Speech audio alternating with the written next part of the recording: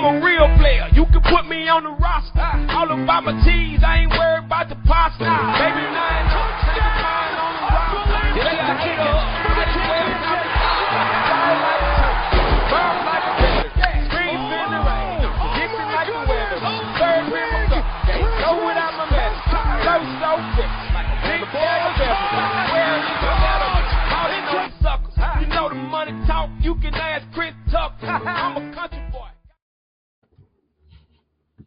Welcome to Side Action, episode 29 of season 8. My name is Jim Weggars, aka Wegs.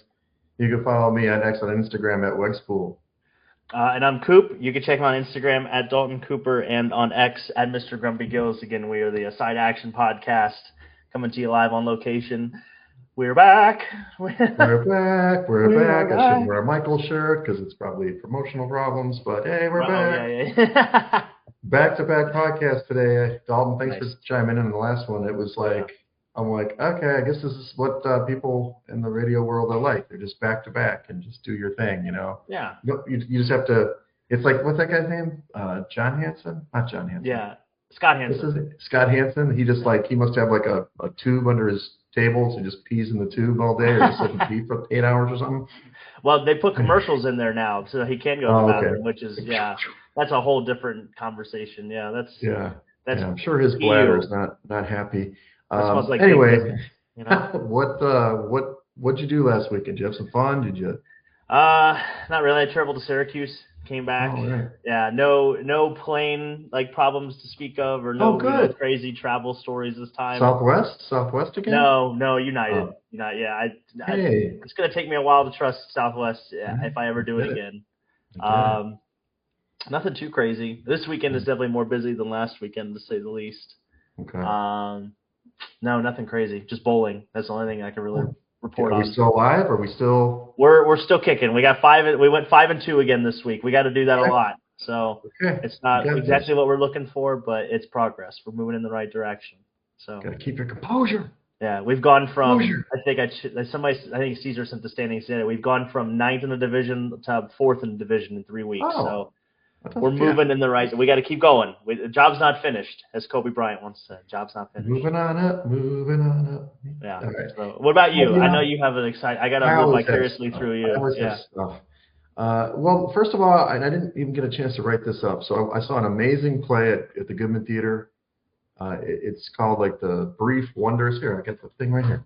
The Brief Wondrous Life of Oscar Wilde. There you go. There's your promotion. It was an awesome play. It's like a world premiere. It's a book that was written by a Dominican author, Junot Diaz, and obviously set into a play now at the Goodman. It was awesome, dude. It was funny, and then it got serious, but a lot of Dominican references, and it's actually set in a time really close to when I was there, so I felt very aligned with it. And the acting was awesome. Had a great time. That was great. Wonderful Friday night. Saturday, could have been better. I went out with this young lady who I met at the club, which I guess, there's the you just here lies the statement. You met her at the club. She just was something. I don't know. That's not the steak gal, is it? What's that? This is not the steak gal? Yes, it is the steak it is. gal. Yes, Okay, yes. gotcha. I went back for more. Why not? Why not get kicked in the balls again? This time, I had set up yes, thank you, miss. Can I have another? Bam! Yeah. So I end up, set up a nice date. My coworker's husband played at this jazz thing, and I was excited about that. I asked her if she wanted to go. She said yes. We kind of formulated a date out of it. Nice. She ends up canceling on dinner with advance notice, but that's okay. So I didn't have to pay for another steak. But then we go to the jazz thing, and it was a really lovely time. The jazz was great. She's falling asleep. I'm like, okay. She's Long day. Nodding off. I'm like, okay, I guess you really liked the jazz performance there. And then she's like, can we get food afterwards? I'm like, yeah, I already ate. I'm doing intermittent fasting, dude. I'm trying to get slimmer. So we go to this place called Carbon, which is a club, sir. Now, I understand it's a restaurant during the day, but 11 o'clock at night, you saw the lights in my story. It's like a crazy club. I'm like, we're going to order food here for you? Okay, sure. We're the only people eating at this bar at this moment as people are gyrating on the dance floor. That's fine.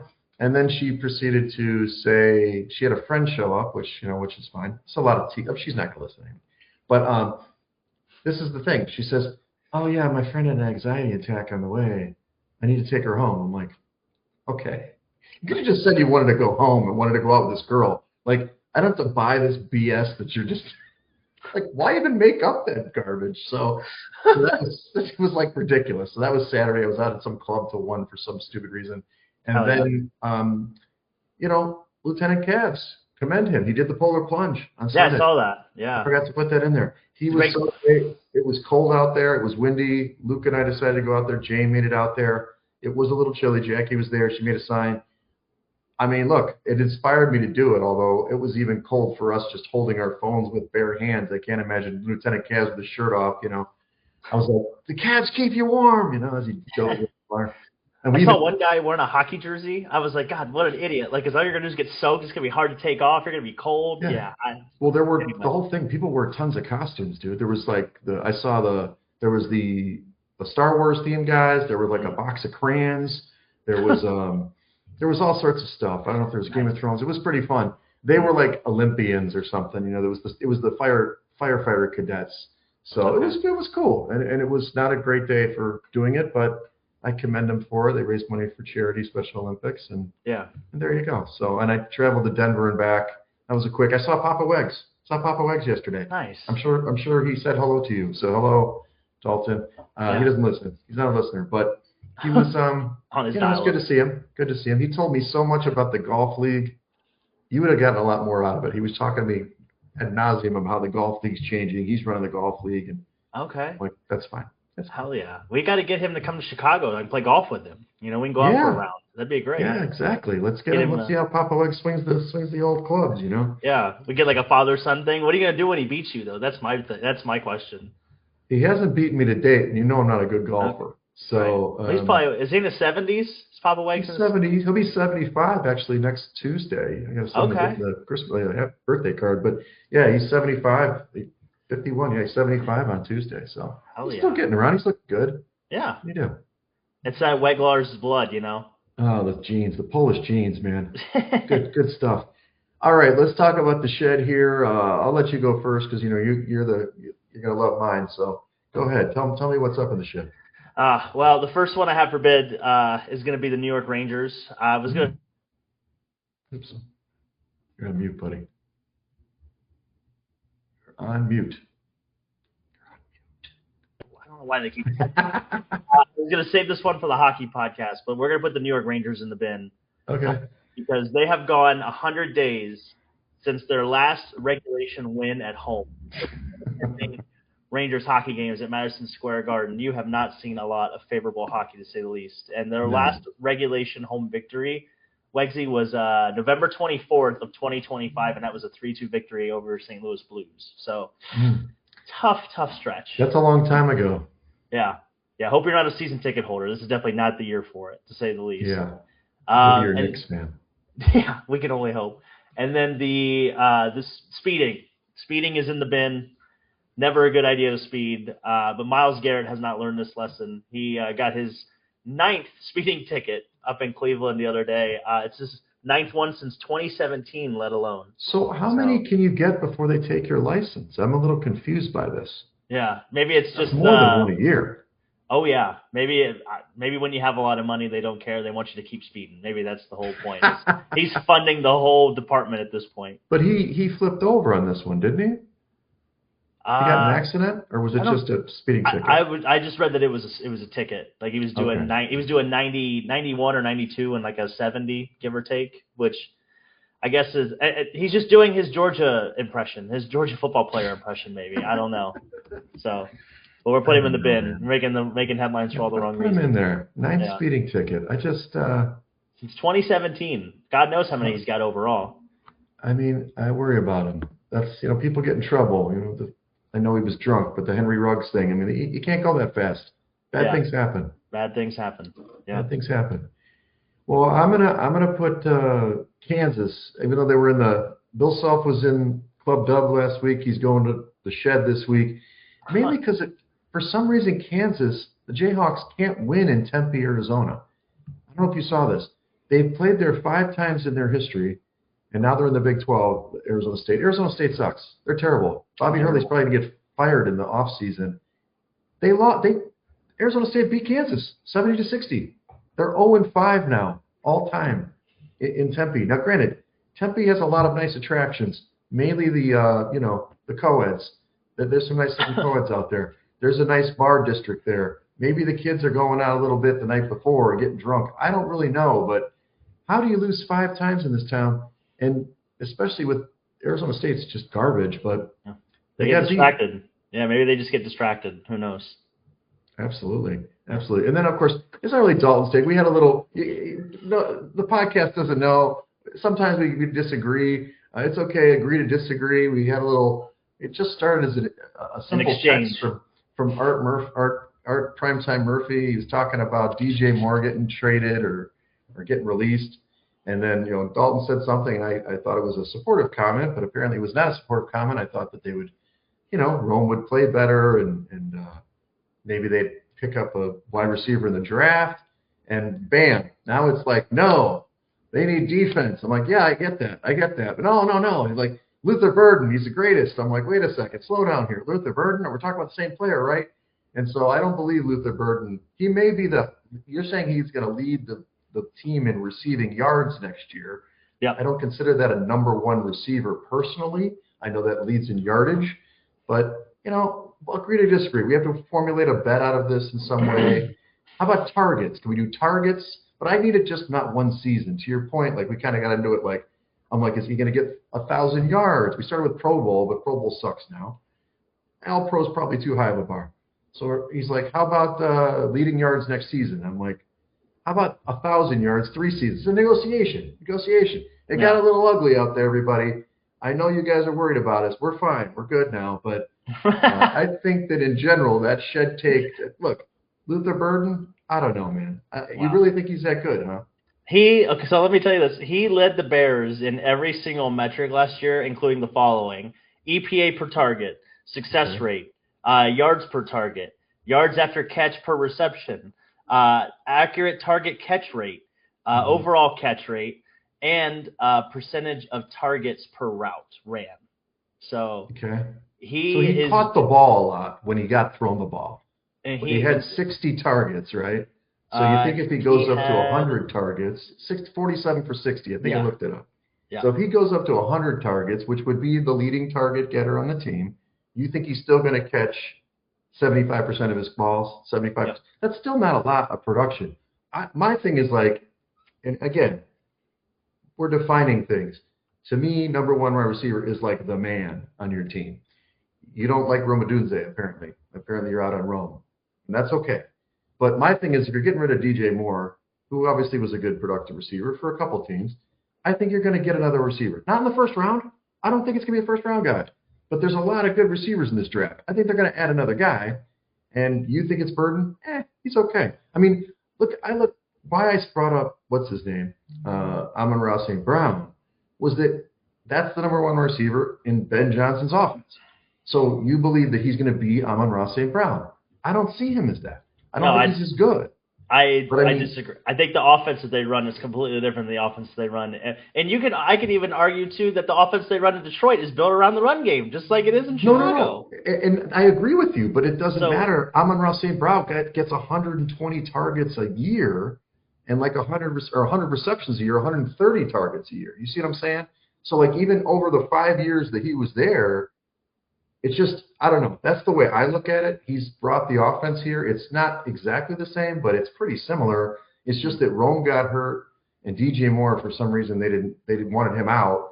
They kind of split. Like, they formed an Amon-Ra St. Brown together, and then Luther was the Williams player, even though, I don't disagree that he's probably a better player, but he played that role. So you're saying he's going to slide to the Amon-Ra St. Brown role. I think they're going to bring somebody in.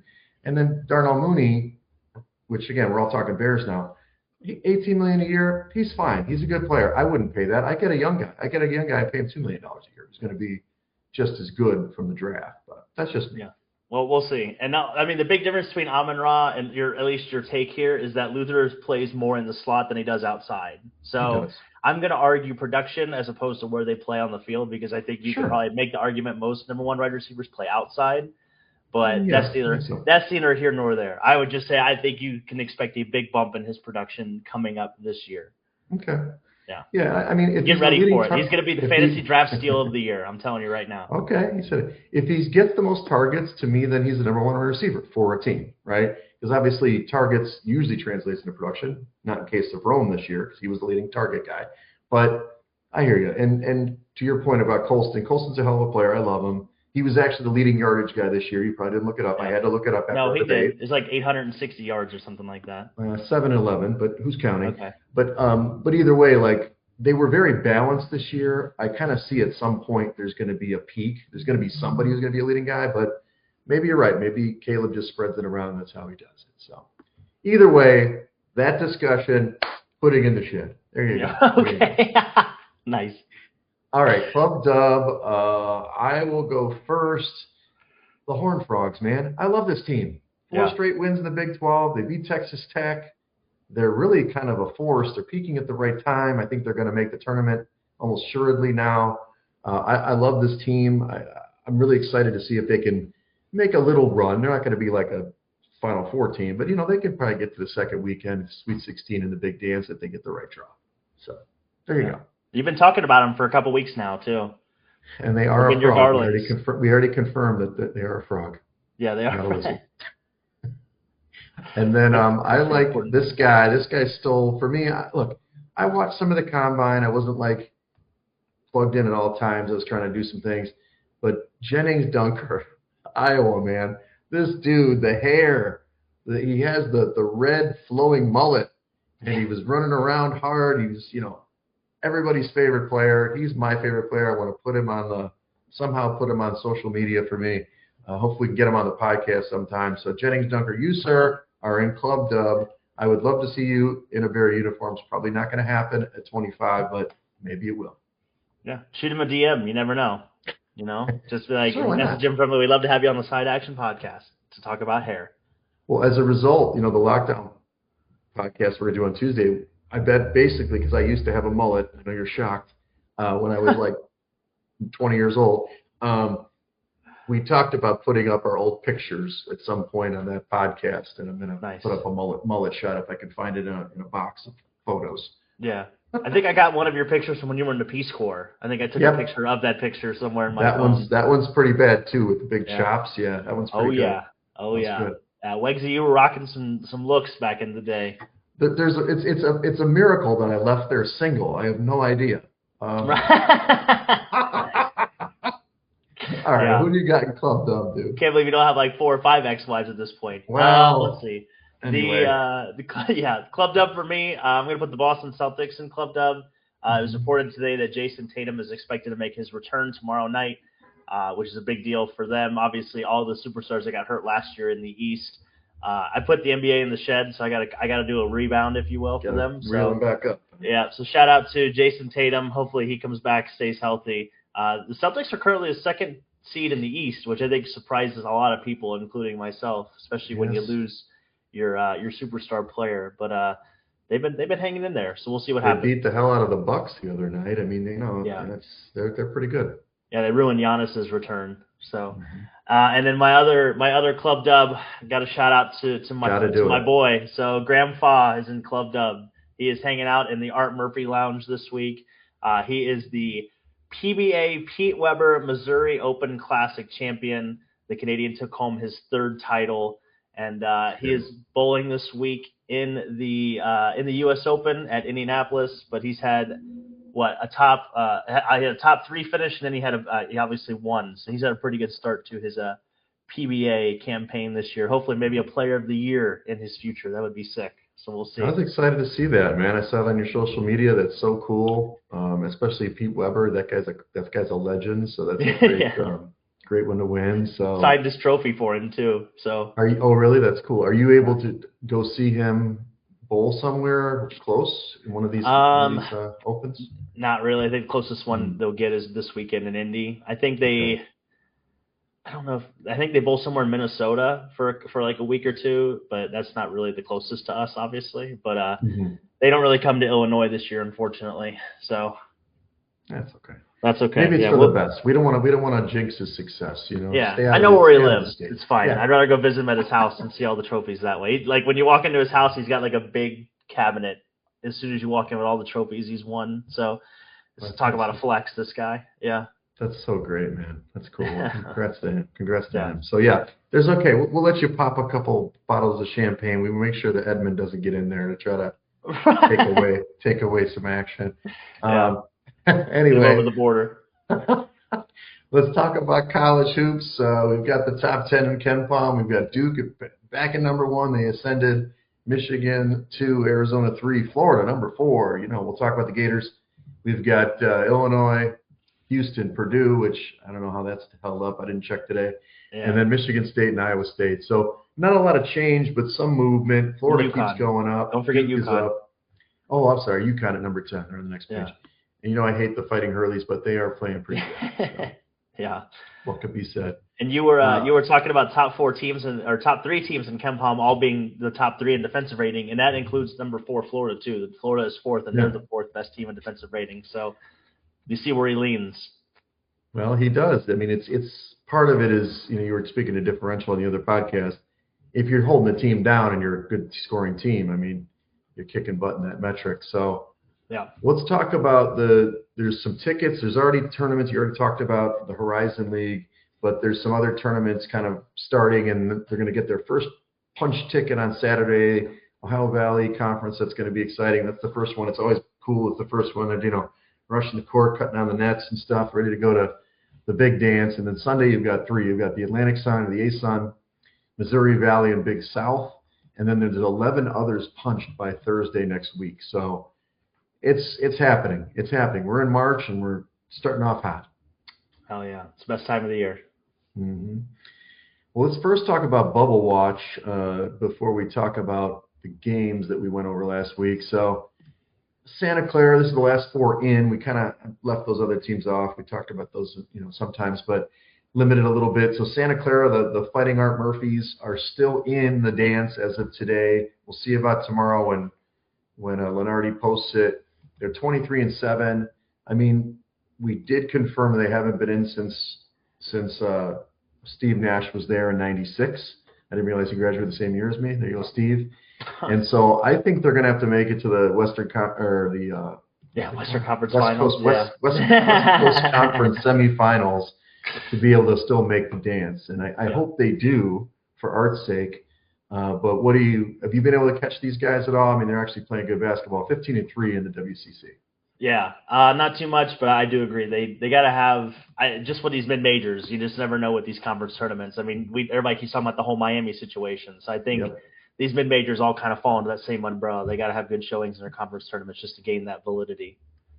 Right. It's also a recency bias thing. Like that tournament will end on Tuesday, Wednesday next week. Everybody else is going to play the following weekend. Yeah. Selection Sunday really gets determined more or less on Saturday and Sunday afternoon. You kind of forget about Santa Clara if they lost in the semifinals, you know what I mean? So we'll see what happens. Ohio State got their big win, though. They did beat Purdue on Sunday. Of course, Purdue is sliding like crazy, but they end up, they're 18-11 now, 11-8 in the Big Ten. I think they're going to be on the right side now with that big win, and they followed up that win with another win. So the big thing I'm noticing with Ohio State is that they finally are getting really good guard play, which matters late in games. They were blowing so many games and, you know, tight games. They kept losing, and they played really good against Purdue. You know, Purdue's kind of sucking. So I think the Buckeyes are in there for now. Yeah, and I mean when you play in the Big Ten too, they're 11-8 in the Big Ten. So I mean, if you could survive the second hardest conference, I think you probably deserve a spot. I agree.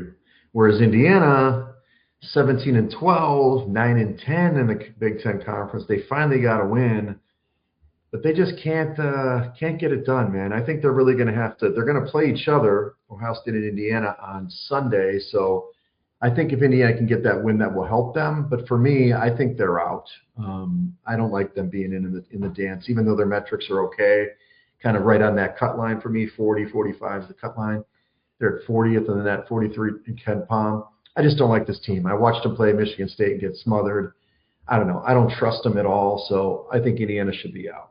Yeah, and they got smothered against Purdue and Illinois. But they lost to Illinois by 20 and then Purdue by almost 30. So, yeah, it just seems like when they step up in competition, they seem to falter a little bit.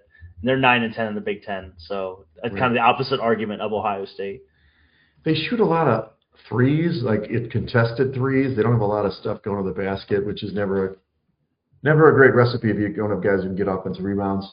And then New Mexico, and I'm going to make stand on my soapbox again now. So New Mexico is in right now. They beat the Aztecs on Saturday. Happy for them. They've got a good conference record at 12-5, 21-7. But I will tell you, the hottest team in the Mountain West, you know who it is. Colorado State. Colorado State Rams. 8 wins in a row. They went to Mexico and kicked their butts down in the pit just last night. I actually thought the score was wrong when I first looked at it. I was like, oh my God, they're winning by 15 at halftime. So that's a team you got to watch out in the Mountain West. But for now, the Lobos are in. They probably earned it. And San Diego State, which we'll talk about in a minute, they're kind of sliding the other way. Yeah. Well, let's talk about them. Let's do it. Well, let's talk about them. The Aztecs. Not only did they lose to New Mexico State on Saturday, they lost again during this week to Boise. I think it was yesterday, or maybe it was Tuesday. So now they're 13-6 in the Mountain West. They're 19-10 overall. I don't think this team, unless they get to the final of the Mountain West Conference next weekend, a week from Saturday, I don't think they're going to make it in. I think they're going to be down another level when Lenardi comes out with his numbers. Yeah, I mean they're 22-8, but to your point, it's these mid majors, man. They gotta. It sucks. I can't remember the last. Well, I think the Mountain West does have a reputation for getting in a couple teams every year. They usually get a couple in, yeah. Yeah, so they might be able to sneak an extra team in there. I think if some of these bigger conferences like the ACC, the Big Ten, and the Big 12 kind of have the favorites start winning, that actually helps these mid majors. So they're kind of prisoners of other conference tournaments happening. So we'll see. Agreed. We'll see. Agreed. All right, let's talk about a team that Lenardi finally listened to the podcast. He was ranting and raving. Auburn. They're finally on the first out, which is thank God. Now they did win a game last night for the first time in weeks, but they're 16-4 or 14 overall, 7-10 in the SEC. So this team is, I don't know. They must have had some really big wins early that everybody loved them at one time, but now they're just hanging on by a thread. They do play Alabama on Saturday. Maybe they get that win and that puts them on the right side again, but I'm just not a big fan of having teams with 14, 15 losses in the tournament. I don't care what conference they're in. Yeah, I mean, their claim to fame could be a one-point loss to Houston earlier in the year. They beat St. John's earlier in the year by 9. But they've lost to Arizona, Purdue. They beat Arkansas by 22, kind of midway through the season. They have beat Florida as well. But to your point, they lost 1, 2, 3, 4, 5, 6, 7, 8, 9. They lost, 10? You are muted again, sir. I don't know why that's happening. They've lost 8 out of the last 10, to your point. Yeah. It's just a recency bias. Again, we're prisoners of the moment. Yeah, I mean, I did beat that's the last loss Florida had, but that's like, end of January or something there, maybe even further back. So, and then the other teams in this first 4 out, that's VCU. End of January. Yeah, VCU is a team I'm always going to stand up for because they're in a second-tier conference. They've got St. Louis that's a really good team that actually has been losing some games. But 23-7, 14-3 in the Atlantic 10. I know it's not as good as it used to be, but this is the team I'd rather see in than Auburn or Indiana. Just a different look, a team that's been competing and winning at a higher level. That's just my take. I want the Rams in. Yeah, I mean, the only downplay is that both times they played St. Louis, which is the best team in the A10, they have not really been. I mean, they lost by 9. They lost the other game by 12. Yeah. Sorry. So it's just that. Unfortunately, that's kind of. Did it again, buddy. You and your mute button. I don't know. What's with your mute button? I think it's the mic cord, to be honest. But they've lost to NC State and Vanderbilt this year. So, the step up of competition has kind of been the prisoner for VCU. Yeah, maybe they can. Maybe, I'll take my Rams over the VCU Rams. That's fine. Okay. Virginia Tech, 19-11 overall, 8-9 in the ACC. Don't love their metrics. They have one big showdown at Virginia this weekend on Saturday. If they can get this win, then I'll be listening. They're first 4 out, but I just don't think that that's good of a basketball team. They got a big win against North Carolina, so maybe they can get it done and surprise Virginia, who's really the second best team in the ACC, even though they got smoked by Duke, which we'll talk about in a minute. Yeah, I mean, they're tied with SMU. They're down there with SMU and Stanford in the ACC, so I don't have a lot of good things to say about Virginia Tech right now. Negative. Yeah. And then the next 4, USC, I think you put a fork in these guys. They're 7-11 in the Big Ten, 18-11 overall. I'm not sure why they're even on this list. I think Lenardi's just got to take them out altogether. Same with Cal. They've got a better record. They're 9-8 in the ACC, but they've beaten like the bad teams and lost to the good teams. 21-9 overall. Again, don't put this team in. I mean, the team I will say on this list that I'm pushing for is Cincinnati. They're 17-13, so not great overall, but they're 9-8 in the Big 12. They swept BYU. I mean, over 500 in the Big 12, which is really tough. And I think that if they can get this game, this last game of the year, and maybe win a game in the Big 12 tournament, I'd rather see that team in. That's a team that can actually win a basketball game. Put them in that play-in 11 seed game, in Dayton, and then we'll see what happens. Yeah, and I think even West Virginia could be thrown into that argument as well for those teams on the bubble. But again, they've been trending in the wrong direction, even though they beat BYU. But then they've lost 4 out of their last 5, and the only victory was that BYU game. So they're definitely not helping their cause, to say the least. Yeah, West Virginia's trending the wrong way, where Cincinnati's trending up. So I don't know. These are teams that we just keep talking about them because one way or another, they're going to be making a pick on these guys, either in the play-in game or in the the 6-11 game or something. Come the first round, and that's always the drama of the bubble, and then you focus on the good teams, which here we go. Let's talk about the games from last week that mattered. First, we have Michigan State. They took down Purdue, and I was a little surprised. I mean, this was before the Purdue slide, which they have not been doing so good lately. They lost this game against Michigan State, then Ohio State, and then they almost lost to Northwestern, but Michigan State took them out, 76-74 on the road. They played a hell of a game. They shot 52.5%. Which, if Michigan State can shoot that well from the floor, they're going to be good against anybody because that defense is really good. Yeah, and that was kind of the talking point there is Michigan State is 5th in Ken Palman defense. So that's what. Super good. Yeah, that's kind of my big takeaway as well. And then just the ability they didn't create a lot of turnovers, but yet they still shot the ball. They were 53% from the field, so they're going to be tough to beat, like you said, when they shoot that well. Yeah, and I don't know what's going on with Purdue. It's a team that's got seniors. You'd think that this is the time of year they played better. Maybe it's just a chemistry issue, but they're not playing any defense. I believe they've given up 50% or more from the field in 5 straight games. I'm assuming Northwestern shot pretty good if they were in that game last night. So Purdue, I don't know what's going on. Maybe they can get right next week in the Big Ten tournament. And Purdue's not getting to the foul line. They got to the foul line 9 times in that game against Michigan State. They got to the foul line 10 times against Ohio State, where Ohio State got to the line 32 times. And then, like you said, with that Northwestern game with Purdue, they got to the foul line 11 times. It's not going to get it done. No, and Northwestern did shoot 51%. So yeah, they've definitely been giving up easy buckets, and it's been tough to watch if you're a Purdue fan, to say the least. Yeah. Sorry, action. What can you say? And then Michigan on Friday night action, Michigan and Illinois. It was a no contest. I mean, Michigan just kind of big boyed them. They beat them badly. They held them to 41% shooting, which is rare for Illinois. They shot 53%. They win 84-70. They basically solidified the regular season title with this win, which I'm not saying I was surprised. I just thought it'd be a closer game. And in the end, I was not right. Michigan took care of business. Yeah, I mean, they just showed why they're the best team in the Big Ten and probably one of the best teams in the country. So it was just a dog and pony show from the beginning. Yeah. Speaking of the best team in the country, nice segue. Duke was playing the number 2 team in the ACC in Virginia, and it was not close. They held Virginia to 29.1% from the field. They made 12 threes. They beat them 77-51. They just kind of took them behind the woodshed and destroyed them. I'm not saying I'm surprised here. It just means that Duke is a head and shoulders above anybody in this league, and I don't know if anybody can beat them.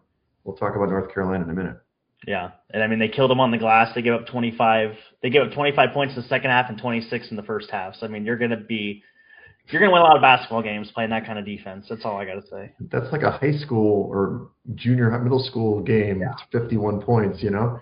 Yeah, like I said, that loss was going to work wonders for Duke, and it has definitely worked wonders for Duke since they lost to North Carolina. It did. And now here's a team that we'll talk about twice: Arizona playing Kansas. And look, Arizona had they stubbed their toe a couple games. They lost Koa Pete, righted the ship.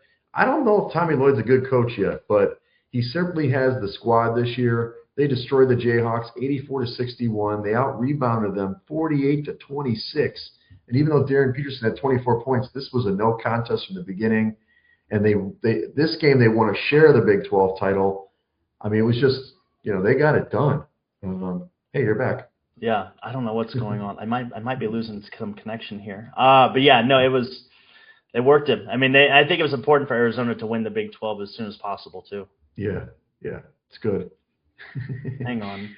Okay, Arizona is just taking care of business, dude. I mean, it's like they're a big team. They've got great guards. They win the Big 12 title, like you said. They wanted to win it early. I think you're right.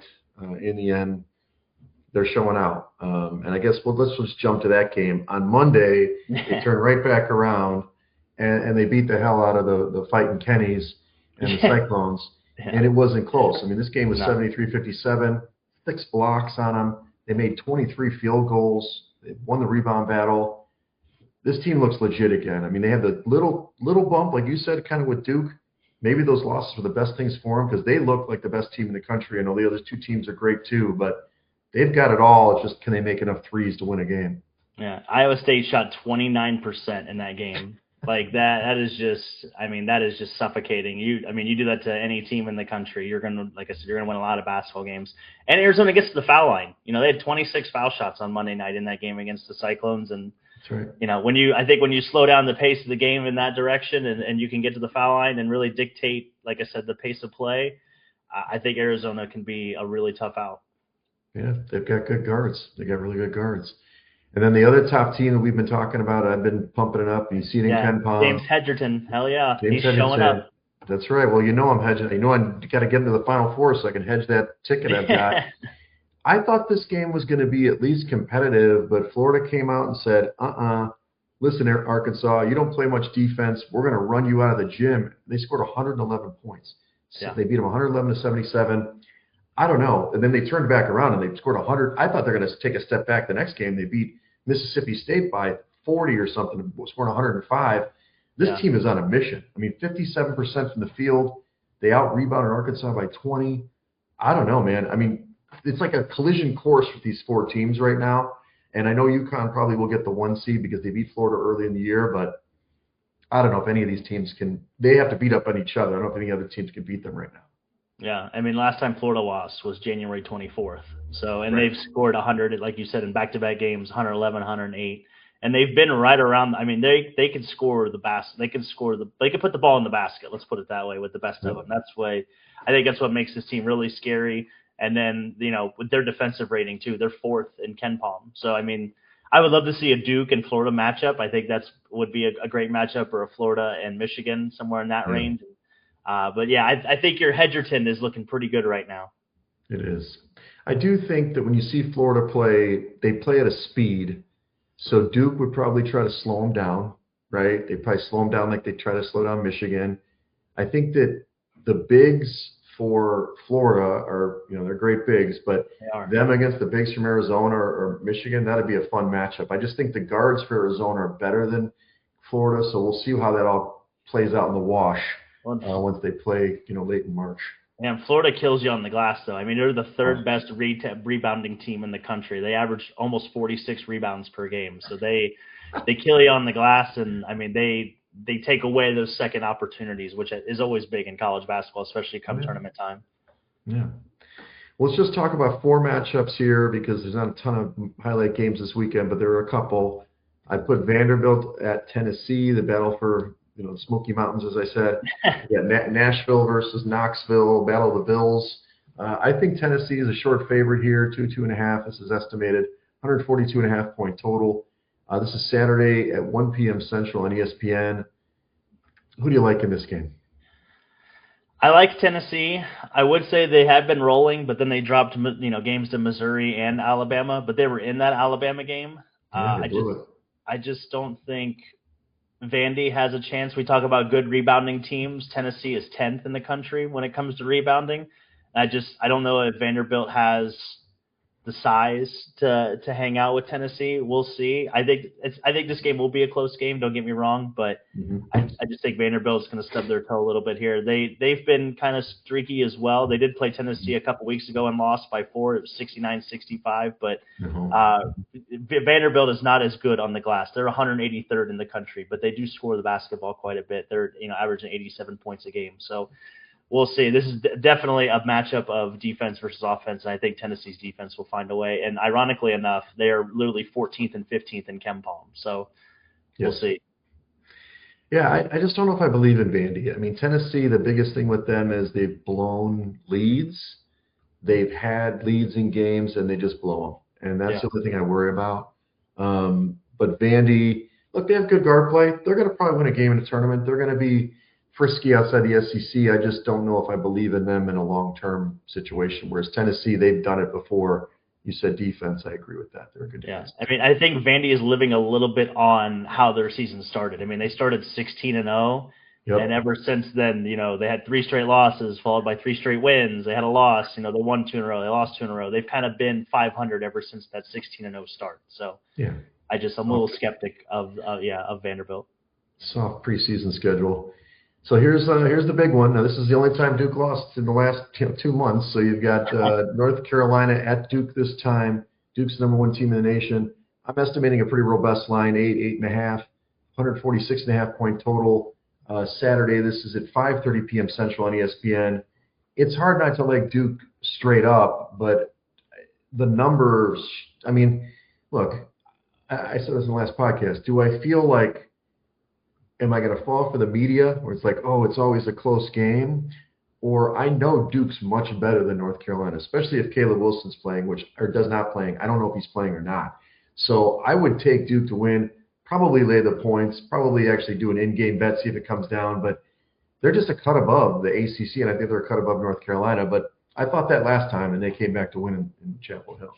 Yeah, I'm just not a big believer in UNC. I kind of said this in your last show, but I'm not a big believer in North Carolina yet. I've seen them be a little too inconsistent for my liking, and when they've been playing these lesser teams, these teams that they should be putting away, they haven't been. I mean, they beat Virginia Tech by 7, they beat Clemson by 4. Now, Clemson is a better team, but I feel like they get a little lackadaisical, or they get a little streaky. I think they're a little too streaky for my liking, and I think that's why Duke is. You know what you're getting with Duke, and I think that's why they're going to lay the wood here. They're at home; they'll take care of business.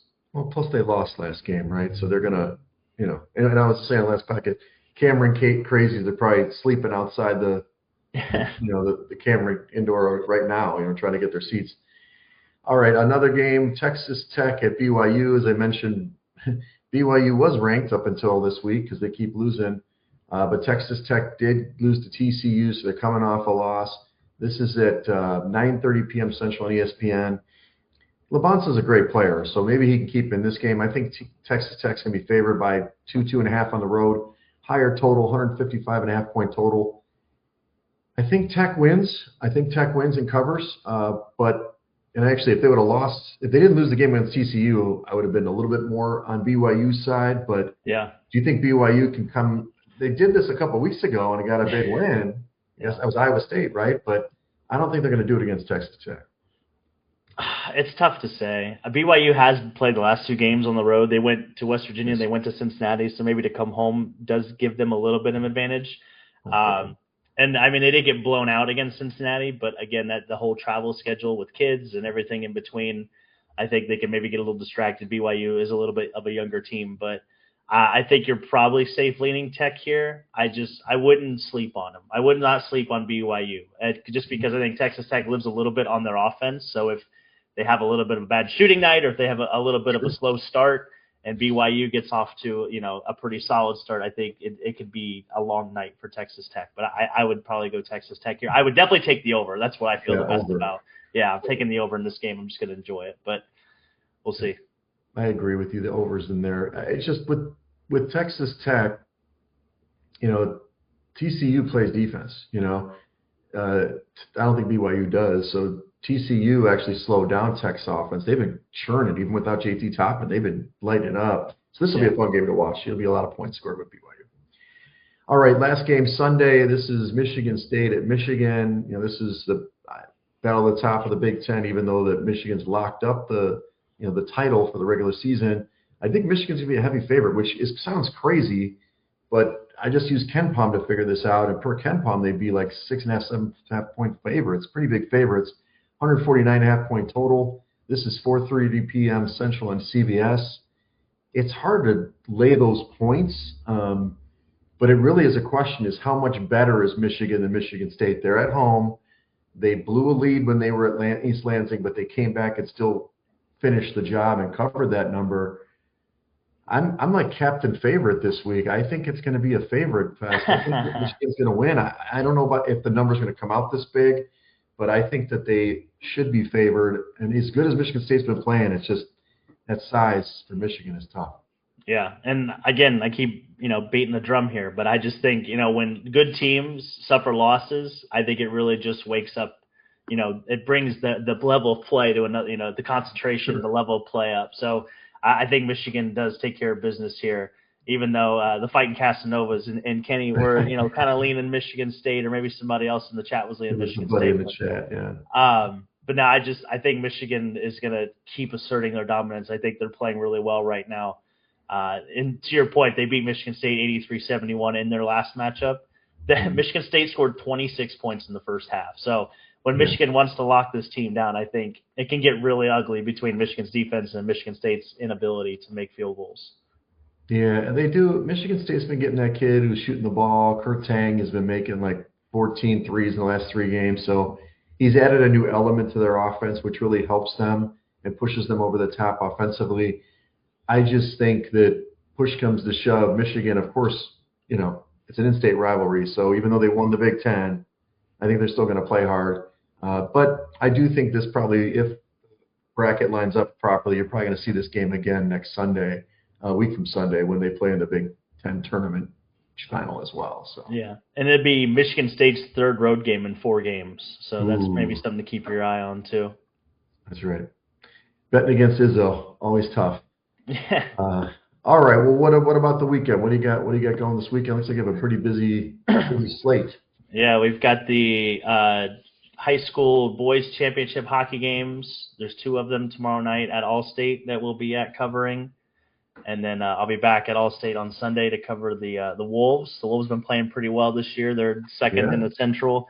They're not going to catch Grand Rapids because Grand Rapids has been arguably the greatest team that the AHL has ever seen in the regular season this year. I think they've lost like 7 or 8 games. They're like 32-8, I think, or something along those lines. Yeah, it's insane. Okay. They've already clinched a playoff spot, and they have like 22 games to go, which is just insane. So, and then we'll have bowling again on Tuesday, and then other than that, just be living the dream, pumping iron, Pumping iron, getting pumping big. Iron. Okay, yeah. Well, right. Well, I mean, that's what you're doing it for, right? So you're going to miss Colin's birthday tomorrow, I guess, which is, that's okay. Yeah. I have a dinner before that. I'm actually going to run out and meet buddies. But it's a busy week. Everybody say, hey, Wegs, I'm in town. Okay, sure, show up. Nice. But Colin moved his thing to Friday, or at least Nicole did. Still TBD on the place. I love Nicole's planning style. Tell me where, who's coming, and then I'll figure out where we're going. No, figure out a place. Just do a place, Yeah. It's not like you're doing a dinner reservation. It's not like we got 50 people going either, Right. I got volleyball on Saturday. That'll be fun. I haven't played in 6 weeks. Nice. And then how can I get added to that list, by the way? Is there a way to get added? Talk to Scotty Green, Mr. Green. The sub list. Nice. Yeah, and you're actually closer. You'd be the perfect sub. You're like 2 blocks away from the gym. Right. Yeah, literally. I can throw a football. Scotty. He can put you on. I think lately he's been having a lot of people flake. So okay. I was actually the 1st or 2nd sub, and I got added. So I'm in. And then Saturday night, my buddy Khan, who he's from here but lived in Hawaii, is back here. He's moving or something. I'm gonna have dinner with him on Saturday.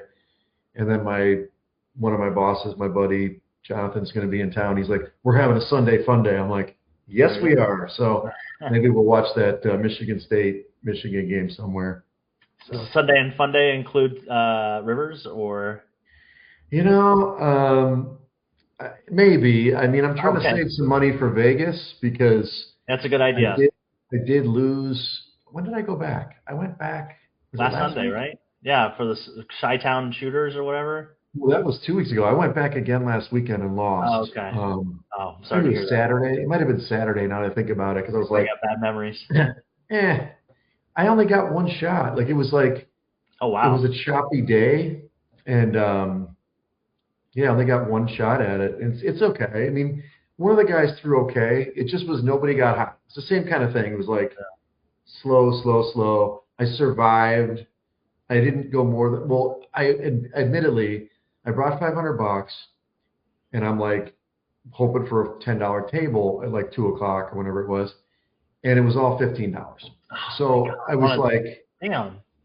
So I only bought in for 4 and I was able to stretch out that 400 for over an hour on a $15 table. Not bad, but I had to do kind of just real basic stuff and nobody got hot enough to, when I first got one, I'm like, okay, here we go. And then boom.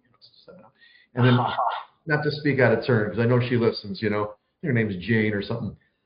Older lady, like older than Rivers, she's old woman Rivers. She saddles up next to me. Is this spot? No, it's fine. I've met her before. Okay. The regulars always see each other. She just talks the whole time. And she talks about everybody. She's like, oh, that guy, I don't like that guy. He does this. And, this time I was here and this guy did this. And I'm like, okay. And then I was, I did get the parlay up on a couple of numbers, like the hard 8. Yeah. And if I would have won like $400, that was like, okay, I'm like basically out. She's like, if you win that, will you give me $30? I'm like, what is with the women and asking me for money all the time? I'm telling you. Wow. Even when you're like 80. So anyway, she should have been in the shed now that I think about it, but she's literally. I feel bad about that. Like, just tell her to stop talking. Like, until we start winning, you cannot talk. Like, stop talking. Yeah, literally. I can't move because the table's full. I can't move. Like, can't move spots. I'm like, yeah. It's like if next time I see her, I'm like, dun dun, like dun dun dun dun. Like I gotta move fast. Like you're a bad luck charm, lady. So I'm trying to stay away till we go to Vegas. We'll talk more next week. We get the 4 guys. We're ready to go. We're excited. I've been some texting. Let's hit the tables and whatever. But I'm trying to protect the bankroll till I get out there. Yeah, that's a good idea. That's a good idea. I mean, you're a seasoned veteran, so you should know better. The restraint. Anyway, well, follow us at Side Action Pod on X, Side Action Podcast on Instagram. Follow me at Wexpo and X on Instagram. Don't forget about TikTok. Don't do it. Ever. Don't even think about forgetting it. And I'm Coop. You can check me on Instagram at Dalton Cooper and on X at Mr. Grumpy Gills. Again, we are the Side Action Podcast. Make sure to check us out. Like, subscribe to the YouTube channel.